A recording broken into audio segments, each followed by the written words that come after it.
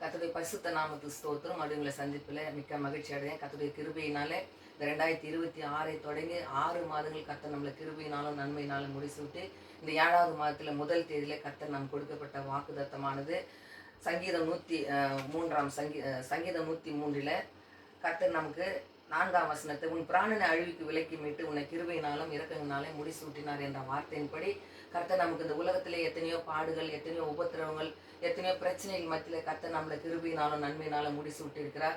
கர்த்தர் இந்த நாளிலே நமக்கு கொடுக்கப்பட்ட சங்கீதங்களின் புஸ்தகத்திலே நான் 3 வார்த்தைகள் உங்களோடு பகிர்ந்து கொள்ள ஆசைப்படுகிறேன். நான் ஆண்டவரிடம் அடைக்கலம் புகுந்துள்ளேன் என்று திருப்பாடிலே 11ஆம் அதிகாரத்திலே நான் வாசிக்கும் போது, நான் கர்த்தரை நான் நம்பியிருக்கிறேன், என்னை ஏன் என் ஆத்துமாவை நோக்கி பட்சிக்கிறது போல மலைக்கு பறந்து போய் என்று சொல்லுகிறீர்கள் என்று சொல்லி தாவீது ராஜா அந்த சங்கீதத்தில் எழுதுகிறார்.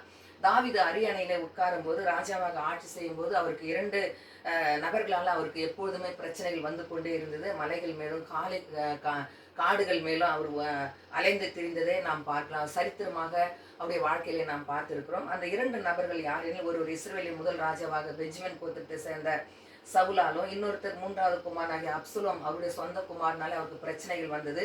அப்படி தப்பி அவர் 10 வருடங்கள் அந்த இடத்துல வனாந்தரத்தில் ஒளிந்து கொண்டு இருக்கும்போது, அப்சலோமுக்கு விலகி யோர்தானில் உள்ள இடங்களில் அவர் தங்கி அந்த இடத்துல இருக்கிறார். அப்பொழுதுதான் இந்த சங்கீதத்தை அவர் எழுதுகிறார்.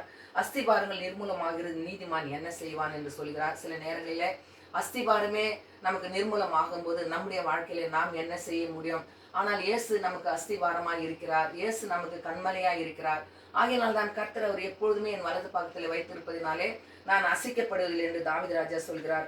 ஆனால் இந்த பின்னணியத்தை நாம் பார்க்கும்போது, ஆழமாக நாம் படிக்கும்போது, எந்த சூழ்நிலையில ராஜாவாக அவர் ஏற்படுத்தினார் என்று நாம் பார்க்கும்போது, கர்த்தரை நம்பிதான் அவர் எல்லாவற்றையும் அவர் செய்கிறார். முதல் வசனத்திலே, நான் நெருக்கப்படும் போது நான் பயப்படுகிறேன் என்று சொல்கிறார். அவருடைய விசுவாசத்தை நாம் போராட்டத்தோடு அவர் தொடங்குகிறார். அதனால் தான் கர்த்தர் தன்னுடைய பரிசுத்த ஆலயத்தில் இருக்கிறார் என்று, ஆலயத்தை அவர் நேசிக்கிற தேவனுடைய பிள்ளையாய் அவர் இருக்கிறார். ஆகையினாலே அந்த கண்கள், அவருடைய கண்கள் மனுபுத்திரரை நோக்கி பார்த்து கொண்டிருக்கிறது. அவருடைய இமைகள் அவளை சோதித்து அறிகிறது என்று சொல்கிறார். ஆனா இஸ்ரவேலை காக்கிறவர் உறங்குவதும் இல்லை, தூங்குவதும் இல்லை என்று சொல்லி நாம் அந்த சங்கீதத்திலே நாம் வாசிக்கிறோம்.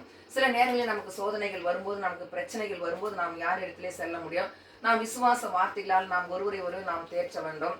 2ஆம் வசனத்திலே பார்க்கும்போது, துன்மார்கன் எனக்கு என்ன செய்வான்? நீதிமானை வீழ்த்தும்படி அம்புகளை ஏய்கிறான் என்று சொல்லும்போது, துன்மார்கன் எப்போதுமே நீதிமானுக்கு விரோதமாகவே இருக்கிறான். சில நேரங்களில் நமக்கும் நம்முடைய குடும்பத்திலே, நம்முடைய சமுதாயத்தில், நாம் வாழ்கிற இடங்களில் நமக்கு துன்மார்கள் இருந்து கொண்டுதான் இருப்பார்கள். ஆனாலும் நாம் கர்த்தருடைய வேதத்தில் இரவும் பகலும் தியானமாக இருக்கிற மனுஷன் பாக்கியவான் என்று சொல்லும்போது, நீதிமான் என்ன செய்ய முடியும் என்று சொல்லும்போது, தாவீது தேவனால் அபிஷேகம் பண்ணப்பட்ட ராஜா.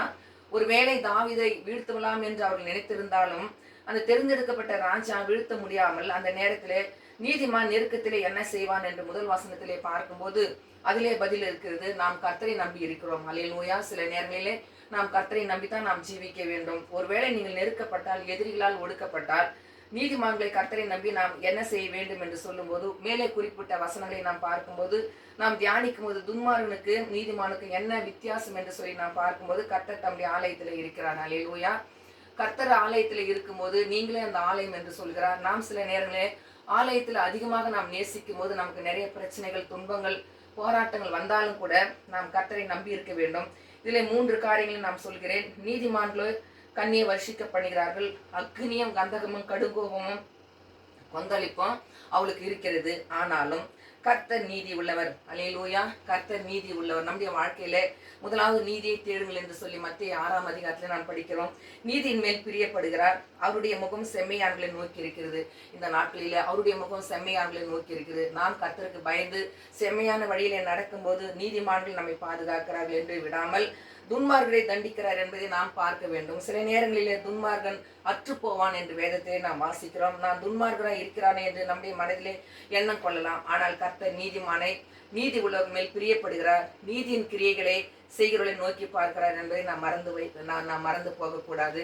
இந்த நாளிலே கூட அடியாளை கூட இந்த 63 ஆண்டுகள் கர்த்தருடைய கிருபையினாலே தாயின் கருவிலே தெரிந்து கொண்டு இந்த 64வது ஆண்டிலே இந்த புதிய நாளை கர்த்தர் எனக்கு பாராட்டின கிருபைகளுக்காக நன்றி செலுத்துறேன். இந்த நாளிலே கூட இந்த சத்தியத்தை அறிவிக்கிறதுக்கு கர்த்தர் கொடுத்த கிருபைக்காக நன்றி செலுத்துறேன். இந்த வாழ்நாள் முழுவதும் எரேமியா 1:4 பார்க்கும்போது சிறு பிள்ளையாக இருக்கிறேனே என்று சொல்லும்போது சிறு தாயின் கருவிலே கர்த்தர் தெரிந்து கொண்டார். இந்த நாட்களிலே கருவிலே தெரிந்து கொண்ட என்னை இந்த நாள் வரைக்கும் இந்த நற்செய்தி ஊழியத்திலே கர்த்தர் கொடுத்த கிருபிக்காக நன்றி செலுத்துறேன். கர்த்தருடைய கிருபை, நன்மையும் கிருபையும் தொடர நாம் கர்த்தரை நோக்கி நாம் ஜெபிக்கலாம். கண்களை மூடி நாம் ஜெபிக்கலாம்.